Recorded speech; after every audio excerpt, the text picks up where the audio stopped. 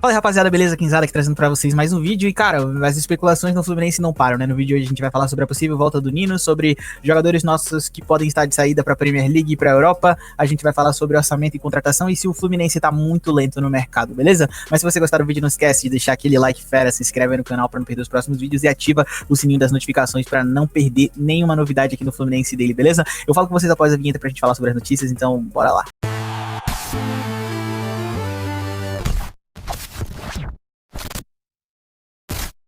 Bom, o primeiro assunto que a gente vai falar é Nino de volta no Fluminense. O jornalista Lucas Pedrosa, que tem um canal que fala de Vasco, ele também atua ali na Casa TV, ele deu a notícia na noite dessa quinta-feira que o Vasco estaria disposto a pagar 5 milhões de euros no Nino para tentar trazer esse reforço, mas o Zenit deu como resposta de que desejaria pelo menos 8 milhões de euros para poder negociar o Nino. O Nino tem contrato com o Zenit até 2028, até junho de 2028, ou seja, ainda tem um tempinho de contrato aí. Eu não sei se já tá na cabeça do Nino fazer um retorno para o Brasil. Ele foi para a Rússia não porque era um mercado super competitivo e tudo, mas ele foi principalmente por causa da grana, então seria muito caro para trazer ele, mas a verdade é que depois que essa notícia foi especulada, muita gente falou, olha, o Fluminense tem que estar de olho nisso aí, porque a gente não pode, né, tipo, que o nosso ídolo, o cara que levantou a taça mais importante do Fluminense nos últimos 50 anos, vai parar num rival. E desde então, saíram algumas notícias de que o Nino estaria sendo monitorado pelo Fluminense e iriam verificar a viabilidade do negócio. Até então, poderia parecer até uma cortina de fumaça, alguma coisa do tipo, mas a verdade é que depois do último jogo, quando o Ignacio se machuca, tem uma lesão no joelho que vai afastar ele por 2 meses,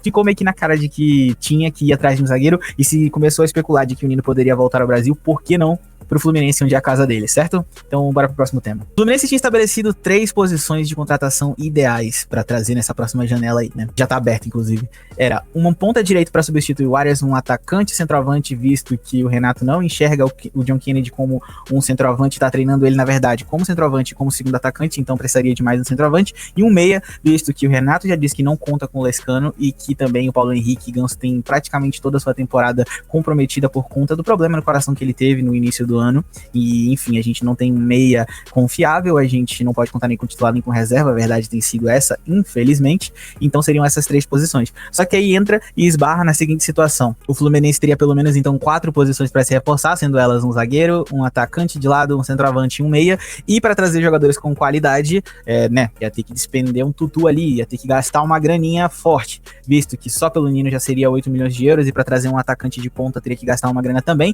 e o Fluminense e a diretoria adora vir com aquela desculpa de que, né, o orçamento é apertado, que o Fluminense não tem dinheiro, mas a verdade é que nem precisava vender o Arias com a premiação do Mundial, a gente já tinha atingido um valor ali bem tranquilo pro nosso orçamento do ano, mas já que vendeu o Arias, abriu ali 2 milhões de reais na folha de salário, né, do salário mensal ali, então que invista esse salário mensal em jogadores que vinham para resolver, porque é impressionante, cara. O Fluminense, eu fiz um levantamento que eu vou colocar para vocês aí na tela. O Fluminense gastou aproximadamente 150 milhões de reais em contratações desde a última janela, e a gente tá falando de 6 milhões de euros em Canóbio, a gente tá falando em 4 milhões de euros em Hércules, a gente tá falando em 5 milhões de dólares em Soteldo, a gente tá falando de Lescano com aproximadamente 4 milhões e 700 euros, 700 mil euros. Então, assim, nenhum desses jogadores tem feito a diferença pro Fluminense, e a gente vê que, na verdade, o problema nunca foi falta de dinheiro, né? A verdade é que o dinheiro é muito mal gasto, essa aqui é a verdade. Então, assim, a gente precisa estar atento aos mercados para conseguir boas oportunidades, e como eu tenho trazido, falei, né, no vídeo anterior, o Fluminense ainda monitora a questão do Rinestrosa, o Fluminense estaria interessado em Lucas Ribeiro, que é aquele meia do Mamelodi Sundowns que enfrentou a gente. O Fluminense tem muito essa característica, né, de contratar jogadores que enfrentaram a gente, então estaria de olho no Lucas Ribeiro, e além do Lucas Ribeiro e do Rinestrosa, tem essa questão do Nino agora. Falou-se um pouco sobre Roger Guedes, mas o Roger Guedes parece que já tá fechando lá com o Grêmio, então, né, então aos poucos vão surgindo nomes. Tem um rapaz, um uruguaio de 23 anos, que tem um nome esquisito que eu vou colocar aqui pra vocês na tela, uma foto e o nome dele, que o Fluminense também estaria, né, monitorando, mas até agora não saiu muito disso, monitorando, especulando, procurando, mas anunciar jogadores, nada. O Fluminense, não é possível que não tinha previsto que o Arias iria sair ou alguma coisa do tipo, e desde antes da saída do Arias já deveria estar atrás de uma reposição, né, e o time também teve uma derrocada e uma queda de rendimento muito brusca depois do Mundial, que eu já dei algumas explicações porque eu vou colocar no vídeo aqui no card para vocês, uma análise tática que eu fiz dos problemas de bola aérea defensiva do Fluminense, mas agora que a gente falou das possíveis chegadas, a gente vai falar também das possíveis saídas. Andou publicando no Twitter que o Martinelli estaria estaria sendo procurado por 4 times da Premier League, ou seja, o Martinelli tem passaporte europeu, não conta como estrangeiro se fosse jogar lá fora, e teriam times da Premier League de olho no Martinelli, né? O Fluminense está em evidência nesse mercado, nesse tipo de mercado, porque muito se falou, por exemplo, de quando o André foi para lá, a gente tem o João Pedro, que tá no Chelsea brilhando lá também, tem o Evanilson, e todos esses jogadores carregam a alcunha de serem jogadores formados em Xerém. Então, depois do Mundial, que o Martinelli fez um excelente Mundial, chamou a atenção dos times lá de fora, e teriam possíveis 4 times da Premier League interessadas no Martinelli. A gente só precisaria ficar de olho no valor e quais seriam as condições dessa negociação. Outro jogador que pode estar de saída também é Facundo Bernal. O empresário do Bernal deu uma entrevista numa rádio aí na América Latina, falando de que ele estaria feliz no Fluminense, que ele estaria finalmente conseguindo status de titular no time, mas que ele, como empresário, está sempre atrás de propostas, porque é esse o trabalho que ele faz para o jogador, e que ele já teria algo engatilhado lá de fora. Lembrando que o Bernal, assim como o Martinelli, também tem passaporte europeu e não contaria como vaga de estrangeiro se fosse jogar lá fora, o que conta muito para eles, né? Tipo, se o cara tem passaporte europeu, para eles poderem terem a oportunidade de trazerem mais jogadores de fora. E, cara, o mercado tá super agitado com possíveis chegadas, possíveis saídas, mas a verdade é que muito se fala e pouco se faz, né? As coisas não têm saído muito do âmbito da especulação, mas eu precisava cobrir tudo isso que tem se falado de Fluminense aí. Na minha opinião, agora chegando mais aqui no final do vídeo, Nino e Thiago Silva, cara, que dupla de zaga a gente teria se a gente consegue repatriar o Nino. Hinestrosa, eu já falei no vídeo anterior, que eu também vou deixar aqui no card pra vocês.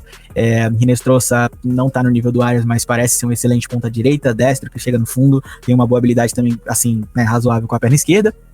Sou a favor. O Lucas Ribeiro, eu tenho minhas ressalvas. O Lucas Ribeiro se destacou jogando basicamente algumas partidas ali da primeira fase do Mundial e no possante futebol da África do Sul. Então, né, a gente tem que ficar de olho, porque quando vai levar o cara para um nível de, como é que eu posso falar, um nível competitivo um pouco mais alto, como é de fato o Campeonato Brasileiro, e tem sido assim, vamos ver se ele iria dar certo. Eu não sou muito a favor dessa contratação, principalmente porque eu acho que não seria uma contratação barata, certo? Então vamos lá, aprovo muito o Hinestrosa, aprovo muito a vinda do Nino, Lucas Ribeiro mais ou menos, Roger Guedes eu seria a favor, porque é um cara que quando jogou no Corinthians, quando jogou no Palmeiras, quando jogou no Galo, demonstrou ser um finalizador de boa qualidade. A gente tem precisado disso, a gente tem precisado de um jogador também que seja ágil na frente, porque o Fluminense, com as formações que tem jogado de uma maneira em futebol muito físico. E eu acho que é isso, rapaziada. As notícias de momento eu tentei compilar tudo aqui nesse vídeo. Se você gostou do vídeo, como eu já falei lá no início, deixa o seu like, se inscreve aqui no canal, comenta aqui embaixo qual jogador que você tem visto aí que sendo especulado no Fluminense, que você gostaria de ver com as nossas cores. Diz aí nos comentários quem você gostaria de ver vestindo a camisa do Fluminense, e se você acha que tem possibilidade real desses jogadores que eu mencionei aqui no vídeo realmente chegarem para jogar no Flusão. Beleza? Espero que vocês tenham gostado do vídeo. Eu tô ficando por aqui. Muito obrigado pela audiência de vocês. Até o próximo vídeo. Esse é o Fluminense Daily. Eu sou o Quinzada e é nóis. Valeu, falou e saudações tricolores.